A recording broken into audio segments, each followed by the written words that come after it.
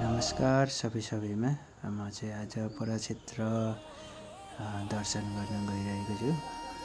पराक्षेत्र दर्शन गर्नको लागि हिँडियो बाटो चाहिँ अहिले यो बर्खा मास नभए पनि बाटो मर्मत भइरहेको कारणले गर्दाखेरि माथिबाट त्यो ढुङ्गाहरू झर्ने अनि त्यसपछि त्यो बाटो अलिक साँघुरो भएर वान वे जस्तो भएको छ।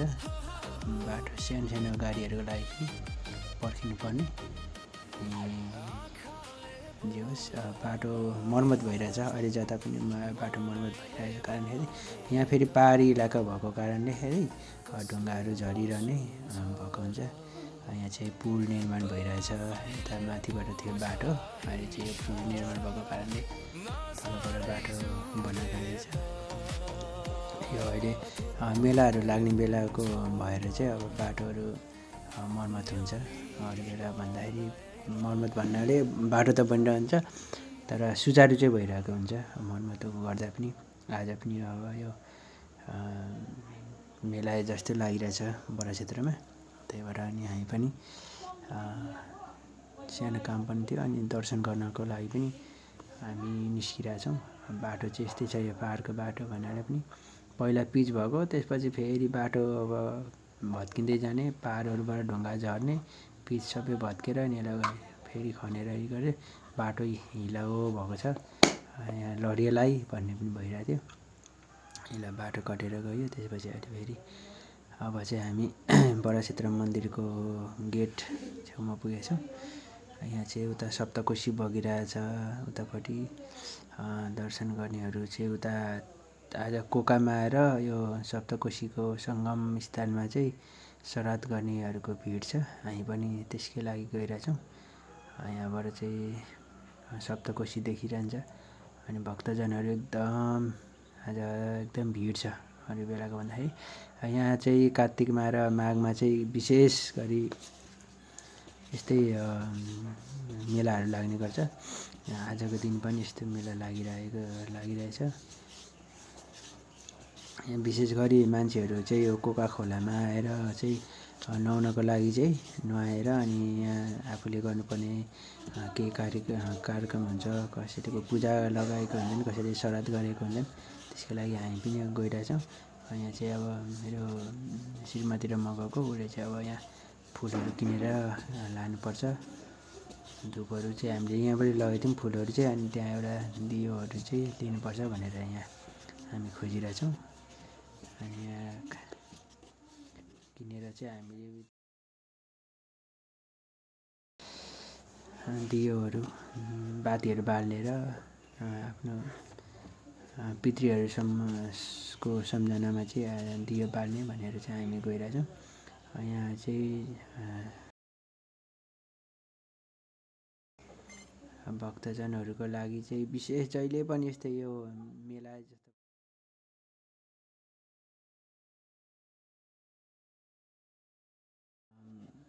दैनिक नै यस्तो मनैले भने त कसले पो सुन्छ र टाढाबाट आउनेहरू चाहिँ खानासाना खाएर खानाको लागि पनि यतै खाने व्यवस्था हुन्छ भने अब नजिकको मान्छेहरू चाहिँ बिहान आएर बेलुका फर्किनुहुन्छ। अनि हामी पनि दियो किनेर अब केमा बाल्ने यसलाई भन्ने कुरो भइरहेछ उहाँ। अनि टपरमा राखेर अनि त्यसपछि बातीहरू चाहिँ हामीले ल्याएको थियो। अनि त्यसपछि त्यसमा किनेर लिएर जानलाई तयार परिरहेछौँ। रमाइलो हुन्छ जे होस् जहिले पनि यो बडाक्षेत्र धार्मिक स्थल त अब जहाँ पनि रमाइलो हुन्छ। विशेष गरी चाहिँ यो तीर्थहरूको पहिलो तीर्थ भनेर चाहिँ यसलाई बुझिन्छ। यो बडाक्षेत्रलाई धरतीको पहिलो तीर्थ भनेर विशेष गरी बुझिन्छ। यहाँ चाहिँ बडाक्षेत्रको चाहिँ विशेषताहरू एकदम धेरै छ। पहिला चाहिँ हामी सानो हुँदा चाहिँ हामीलाई बुवाहरूले अथवा त्यहाँको गुरुहरूले भन्नुहुन्थ्यो यहाँ चाहिँ बडाक्षेत्रमा चाहिँ आफै उत्पत्ति भएको भगवान् पनि मन्दिर पनि छ हुनुहुन्छ। भनेर भन्नुहुन्थ्यो। त्यो चाहिँ विशेष गरी मेन मन्दिर चाहिँ आफै उत्पत्ति हुनुभएको अरे। त्यसपछि अरू मन्दिरहरू त छ। अहिले विभिन्न ठाउँबाट विभिन्न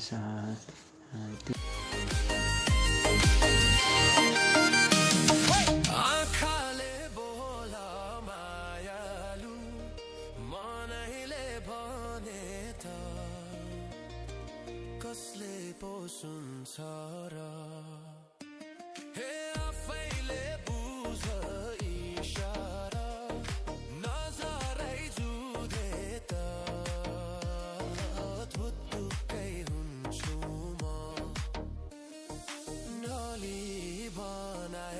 लागेको छ।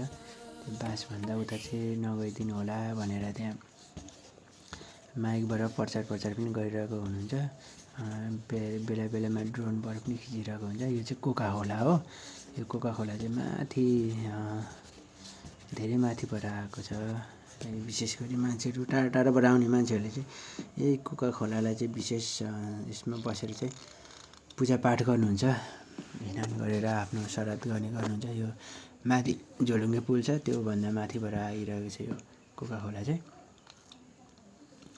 हामी चाहिँ कोका खोलामा पहिला पनि पूजा गरिसकेको भएर चाहिँ हामी चाहिँ कोका र सप्तकोशीको सङ्गममा गर्ने भन्ने छु। अहिले चाहिँ विशेष गरी पहिला चाहिँ यो गाडीहरू बडा क्षेत्रसम्म मन्दिरसम्म पनि आउँदैन थियो। अहिले चाहिँ यो अरनिको